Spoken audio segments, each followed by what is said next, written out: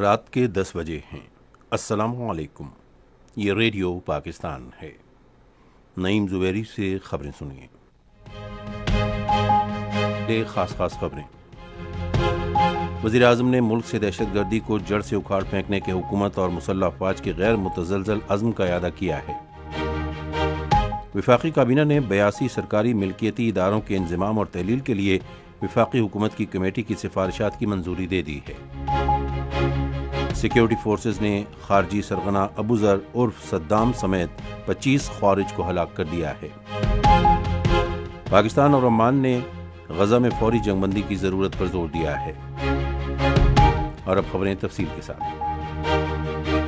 وزیر اعظم محمد شہباز شریف نے ملک سے دہشت گردی کو جڑ سے اکھاڑ پھینکنے کے حکومت اور مسلح افواج کے غیر متزلزل عزم کا اعادہ کیا ہے۔ آج اسلام آباد میں وفاقی کابینہ کے اجلاس کی صدارت کرتے ہوئے انہوں نے بلوچستان اور ملک کے دیگر علاقوں میں دہشت گردی کے واقعات کی شدید مذمت کی۔ ان واقعات میں سیکیورٹی فورسز کے اہلکاروں سمیت بے گناہ پاکستانی شہید ہوئے۔ وزیر اعظم نے کہا کہ دہشت گردی کے خاتمے کے لیے مسلح افواج کو تمام دستیاب وسائل فراہم کیے جائیں گے۔ انہوں نے کہا کہ پاکستان اور آئین پر یقین رکھنے والوں کے لیے مذاکرات کے دروازے کھلے ہیں، تاہم دشمنوں اور دہشت گردوں سے کوئی بات چیت نہیں کی جائے گی۔ بلوچستان اور ملک کے دیگر حصوں میں دہشت گردی کے واقعات کا ذکر کرتے ہوئے وزیر اعظم نے کہا کہ یہ بات اب کوئی راز نہیں کہ دہشت گرد حملوں میں افغانستان سے کالعدم تحریک طالبان پاکستان کے دہشت گرد ملوث ہیں۔ وفاقی کابینہ نے 82 سرکاری ملکیتی اداروں کے انضمام اور تحلیل کے لیے وفاقی حکومت کی کمیٹی کی پیش کردہ سفارشات کی منظوری دے دی ہے۔ کابینہ کا اجلاس آج اسلام آباد میں وزیر اعظم شہباز شریف کی زیر صدارت ہوا، جس میں سفارشات کی منظوری دیتے ہوئے ملازمین کے مفادات کے تحفظ کے لیے ایک کمیٹی بھی تشکیل دی گئی جو مختلف محکموں کے انضمام اور تحلیل سے متاثر ہوں گے۔ ان 82 اداروں کو ڈیجیٹائزیشن، سمارٹ مینجمنٹ، مؤثر گورننس، شفافیت اور عام آدمی کو بہتر سہولیات فراہم کرنے کے لیے تیزی سے عمل درآمد کے ذریعے مضبوط اداروں میں تبدیل کیا جا رہا ہے۔ کابینہ کو بریفنگ میں بتایا گیا کہ یوریا کی درآمد روکنے اور یوریا فیکٹریوں کو بلا تعطل گیس کی فراہمی سے $130 ملین کی بچت ہوئی ہے۔ وفاقی کابینہ نے کفایت شاری کے اقدامات کو جاری رکھنے کی منظوری دی، جس میں کابینہ کے ارکان کی رضاکارانہ طور پر تنخواہیں نہ لینا، ضروری گاڑیوں کے علاوہ سرکاری گاڑیوں کی خریداری پر پابندی شامل ہے۔ سیکیورٹی فورسز نے خارجی سرغنہ ابو ذر عرف صدام سمیت 25 خوارج کو ہلاک کر دیا ہے، جبکہ 11 خوارج زخمی ہوئے ہیں۔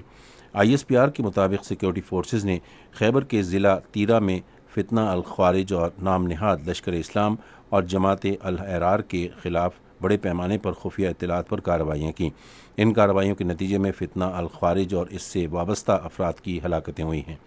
رواں ماہ کی 20 تاریخ سے جاری ان آپریشنز کے دوران 4 جوان بہادری سے لڑتے ہوئے شہید ہوئے۔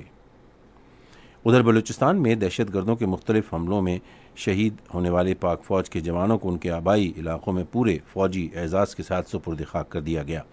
ISPR کے مطابق ان کی نماز جنازہ اور تدفین میں پاک فوج کے اعلیٰ حکام، جوانوں، شہداء کے لواحقین اور مقامی معززین کی بڑی تعداد نے شرکت کی۔ سینٹ کے اراکین نے پاکستان کی سرزمین سے دہشت گردی کی افریط کے خاتمے کے لیے مشترکہ حکمت عملی وضع کرنے پر زور دیا ہے۔ سینٹ کے اراکین نے ملک کے مختلف حصوں بالخصوص بلوچستان میں دہشت گردی کے حالیہ واقعات پر بحث میں حصہ لیتے ہوئے کہا کہ اس مسئلے پر سیاستدانوں، دانشوروں اور علماء کرام کے درمیان صحت مندانہ بحث ہونی چاہیے تاکہ آگے بڑھنے کا راستہ تلاش کیا جا سکے۔ ایوان کا اجلاس اب جمعے کو صبح 10:30 بجے پھر ہوگا۔ پاکستان اور عمان نے غزہ میں فوری اور غیر مشروط جنگ بندی اور ایک آزاد اور خود مختار فلسطینی ریاست کے قیام کی ضرورت پر زور دیا ہے۔ اس عزم کا اظہار پاکستان عمان دو طرفہ سیاسی مشاورت کے 8ویں اجلاس میں کیا گیا، جو آج عمان کے شہر مسقط میں ہوا۔ فریقین نے غزہ میں جاری اسرائیلی جنگ اور فلسطینی عوام کی نسل کشی پر شدید تشویش کا اظہار کیا۔ دونوں فریقوں نے دو طرفہ تجارتی حجم کو اور سرمایہ کاری میں تعاون مزید بڑھانے پر بھی اتفاق کیا۔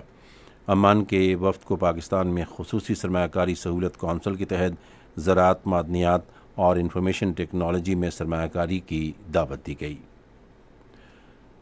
اسی کے ساتھ خبریں ختم ہوئیں۔ مزید خبروں اور تجزیوں کے لیے ہماری ویب سائٹ ہے radio.gov.pk اور فیس بک کے link radio Pakistan news official پر براہ راست ویڈیو سٹریمنگ بھی ملاحظہ کیجیے۔